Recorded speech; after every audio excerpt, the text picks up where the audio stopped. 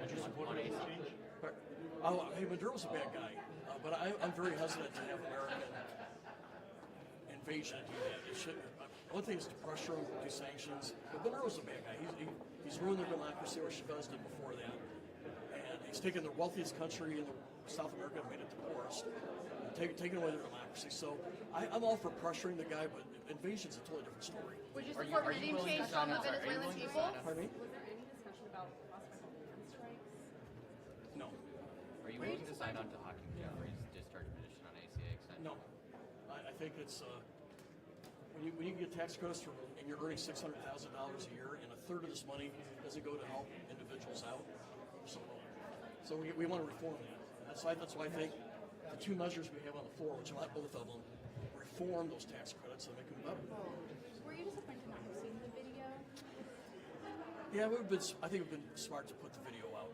Did they give enough justification as to why they didn't? I think they did not on that, but I think they gave a pretty justification of what we're doing. And I think they would have majority support if they requested.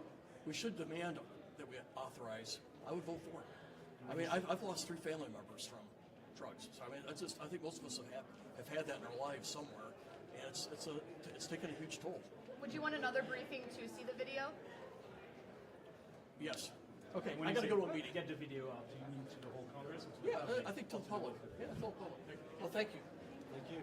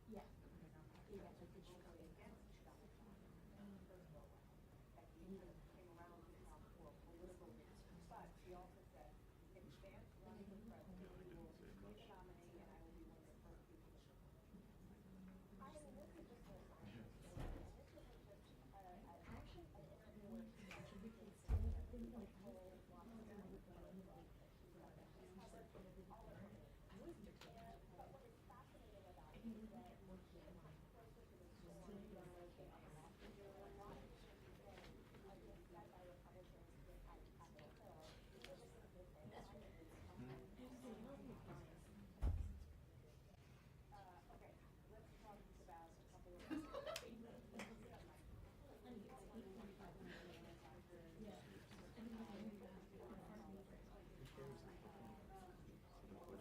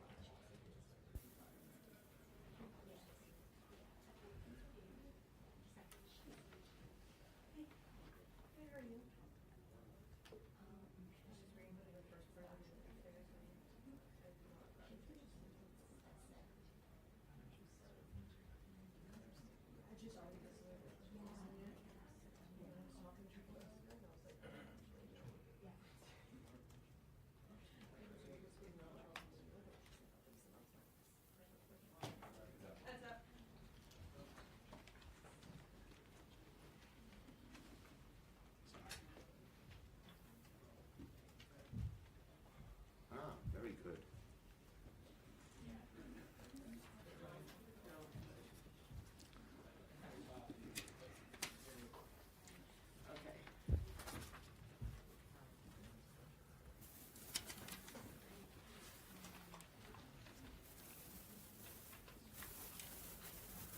Okay, thank you, everybody, and I'm proud to be joined by my colleagues here. We have had a task force focusing on this issue, and these members and some others are active and proud members of our task force. So, look, 27 days ago, every single senator sent Donald Trump a clear and simple message: release the Epstein Files. Congress passed a law, not a suggestion, not a request. The law requires DOJ to release the files by Friday, December 19th. In 3 days, President Trump has a choice: follow the law and release the files, or break the law and continue to hide the truth from the American people. Let me be blunt. We fully expect Trump, Bondi, and their minions to dodge, delay, or partially release these files. If they release some documents and hide others, the American people will see right through it, and they'll ask the obvious question. We are all asking the obvious question that looms. President Trump, what are you trying to hide? President Trump, what are you trying to hide? That's the question the American people are asking. Now, over the past few weeks, Senate Democrats, including my colleagues here with me, have been preparing for every scenario. We're working with the victims' attorneys. We're working with legal experts. We're working with people very familiar with this case to ensure full compliance of the law.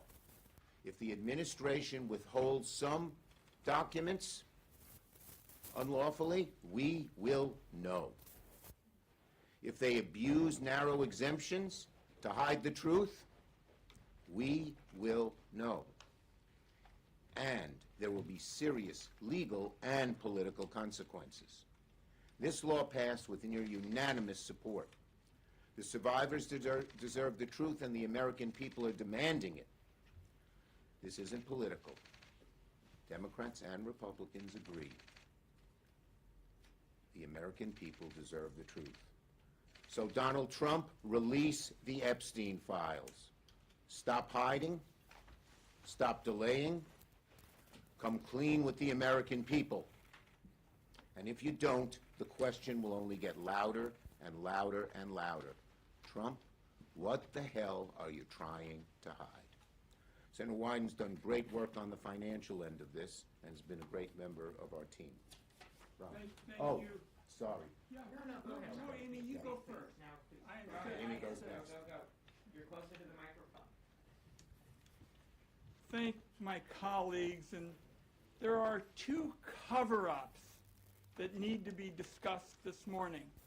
The first involves the Department of Justice, and that is urgent business that we're focused on this week.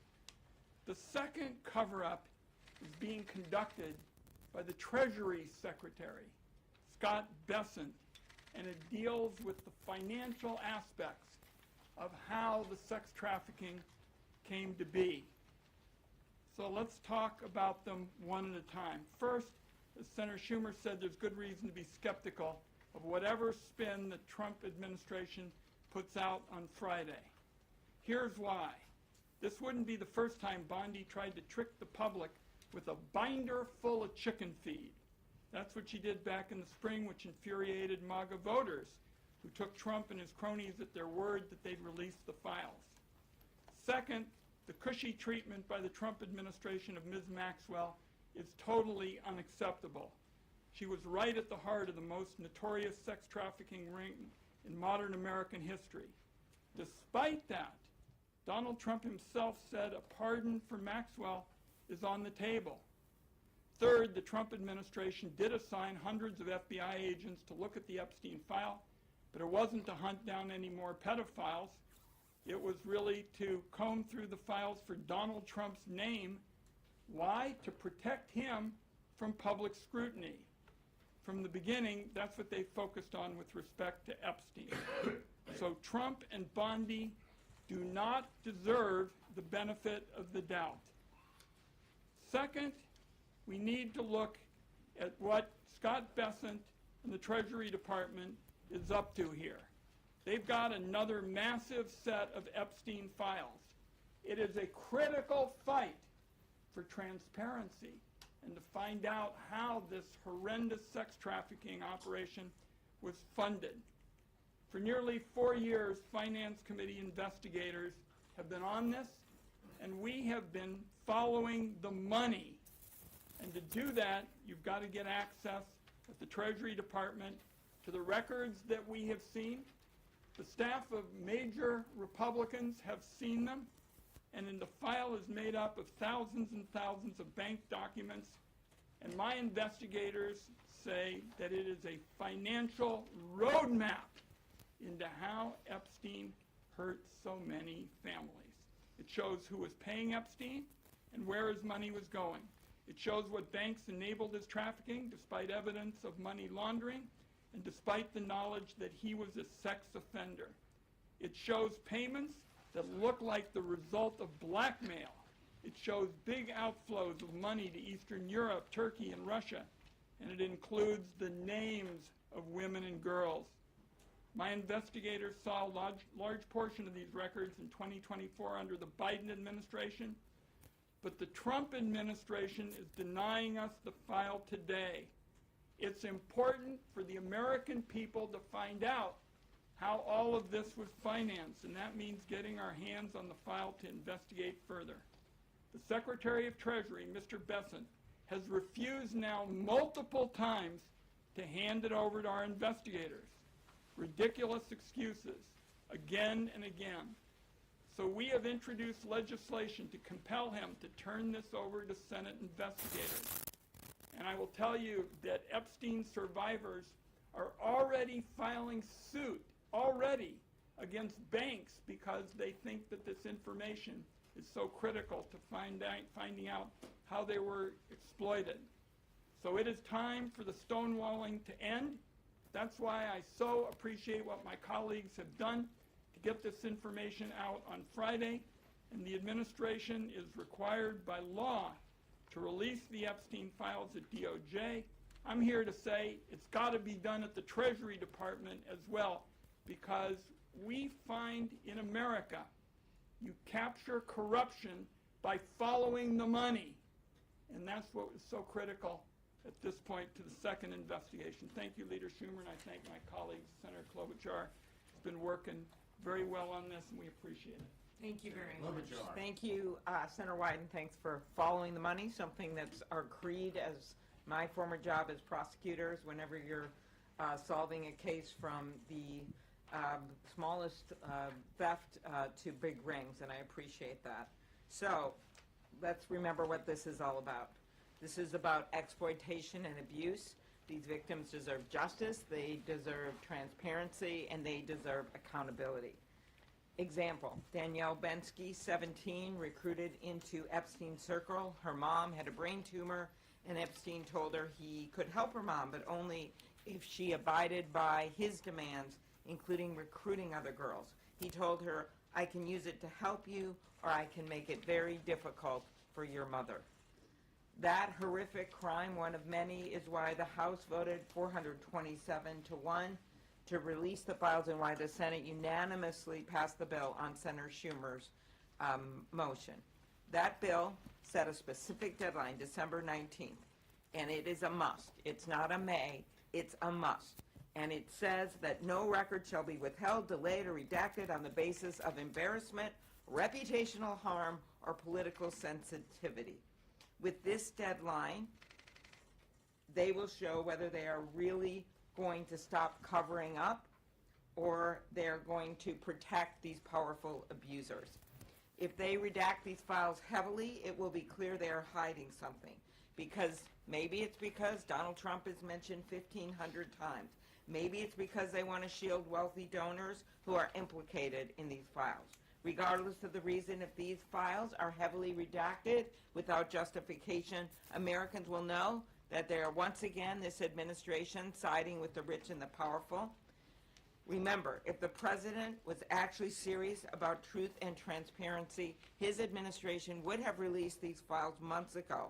All the way back in March, the Attorney General said everything is going to come out to the public. The public has a right to know. It's been 9 months. 9 months. And if the administration withholds or heavily redacts these records, it will be clear whose side they are on. We know the money, follow the money. They haven't released those yet. And then when it comes to this, they literally have the power of the entire Congress telling them, get them out there now. That's what these next few days will tell us. And with that, I turn it over to my colleague who's been working on this for months and been right out front on it, Senator Merkley. We smell a rat. Why? The president campaigned on releasing the files. Pam Bondi assured everyone the files would be released. Kash Patel said the files will be given to the public. And yet here we are. Not a single bit of these files has been released. And then what happened? Well, we had over in the House bipartisan leadership with Ro Khanna and Thomas Massie and a discharge petition. And as the discharge petition started to reach the critical number required, the House went on 8 weeks of vacation in order to avoid releasing these files. That's never happened in American history. And then we find, as they were coming back, what happened? An announcement that some new investigations were being launched. That was on November 14th. And on the evening of the 18th, Senator Schumer went to the floor, asked for unanimous consent that the bill from the House be deemed passed when it arrived in the Senate, and unanimous consent was secured from all to send this message. And what happened the next day? Pam Bondi gets up and says, we have this new information to justify new investigations. The timing of that's awfully suspicious. So the leaders in the House and the Senate demanded a meeting. We wrote to Pam Bondi, Ro Khanna, Tom Massie, myself,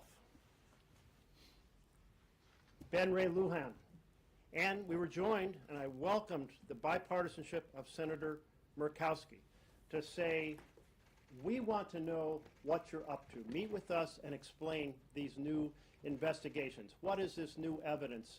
What are you undertaking? And how are you setting forward a plan to make sure all the documents are released on the 30-day notice?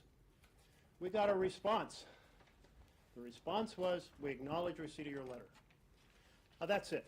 So one of the things to watch for is the argument that vast sections had to be redacted in some cases to defend the integrity of some newly invented investigations. One way or another, we anticipate that Trump is going to continue to hide the files that should be released. We must not let it happen. We must not let it happen because we are about accountability for the perpetrators and justice for the victims, and that will not happen unless there is transparency and the documents are released in whole. Thank you. Senator Blumenthal. Yes, thanks to my colleagues, most especially to Senator Schumer for being so steadfast and unyielding. I think we need to recognize why we are here. We are here because of the survivors. Because of the survivors pursuing relentlessly the hideous cause of their victimization, Epstein, but also the rich and powerful people who were Epstein's benefactors and his enablers. The survivors created that public pressure that led to the law forcing release of these documents. Donald Trump must listen to the survivors, and we will know what they are concealing because of the survivors. Your question may be, how do you know that they're hiding stuff? The survivors will give us the knowledge we need to pursue the truth. They have been about the truth from the very start, and their truth has to prevail. Thank you. And so, as I mentioned, we've had a task force of 13 members. We've divided up in different groups because we believe that they will not give full, open disclosure where there's great accessibility. What is Trump hiding? We're going to find out everything that he hides, that he has hidden. Not just not releasing the report, but once he releases the report, what else he is hiding. And that's why we assembled this task force, and we've had great success, great help from the survivors and their lawyers, from others who have prosecuted. Ron's done a great job on the financial end of it. We're going to find everything out. He can run, he can hide. Questions on this subject? Yes. What is your sense in terms of the time frame? Is it end of day on Friday, or is it like Well- when you need to have these documents? And if you don't, is there a legal recourse that you are already planning? Okay. The first question, we don't know when exactly they'll release it. They may try to do it at 11:59 p.m. They have to do it by the 19th. That's the law. If they don't release the documents, there's going to be such an outcry from one end of America to the other that I think they'll be forced to do it. Just as they've resisted all along, but we're at this point. The public pressure, you know, as Abe Lincoln said, public sentiment is everything. You've rarely seen so many different political wings of each party come together and say we need this. So we believe they'll be required to do it. Obviously, we would pursue every legal, legislative, and administrative way to get this done as well, but public pressure will be everything. Yes? How are you planning on addressing this if they do release it and it's so heavily redacted that there's nothing that's unusable? Well, the people who wrote the legislation drafted it very carefully. We've been consulting our lawyers on just that issue, and we will be able to first make the point that some of the redacted stuff doesn't have to, much of the redacted stuff doesn't have to be redacted, and we'll have chapter and verse on that. And second, we will be prepared to argue that in court. But again, our number one ally in this is the American people, and they are going to demand that it be released. And when we say this and this and this shouldn't have been redacted, what are they hiding there?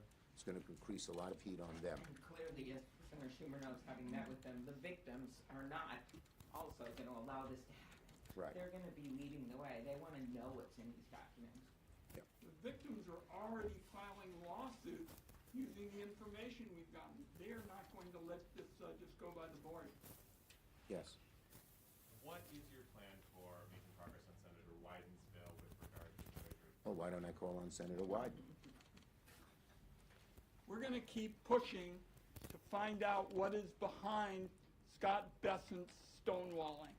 The fact of the matter is, on Valentine's Day, before the administration, the Biden administration left, we went to look at the SARS, these suspicious activity reports, and we had the staff of senior Republicans, and we're going to keep pushing on a bipartisan basis to A, get all the facts out, because as Senator Schumer has said, this is not a blue and red fight, and B, to make the reforms that are necessary so this never happens again. Too many banks looked the other way. Too many auditors decided this wasn't important.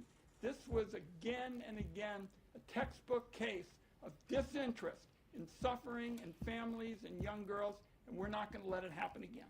We're also not going to bifurcate this. It's part of one large investigation, one large disclosure. And just as we will do everything we can to alert the public what has happened on the non-financial parts of the documents, with all the horrible things that they did to these women, we're going to continue to keep pressure on the financial parts too. Yes.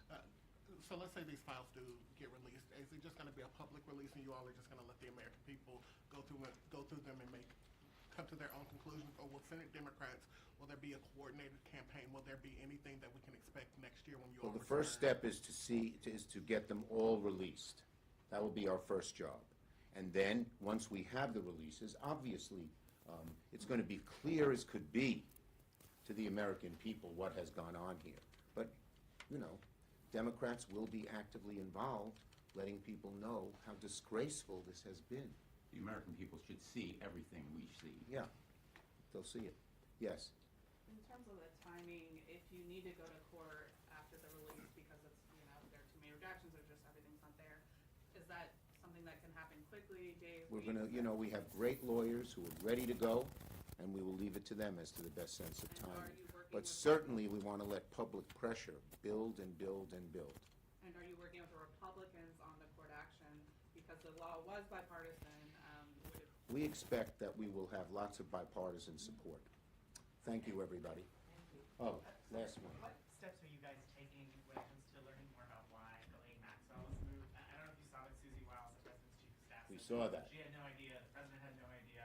I'm curious, I don't know whether those will be. She should not have been moved, and I think when the files are made public, the pressure on to disclose how that happened, why that happened, and to undo it will be very, very real and strong. Is that a focus of one of these task forces? That is one of the focuses is on what happened and what they've tried and what they have tried to do to cover up everything, including what happened with Ghislaine.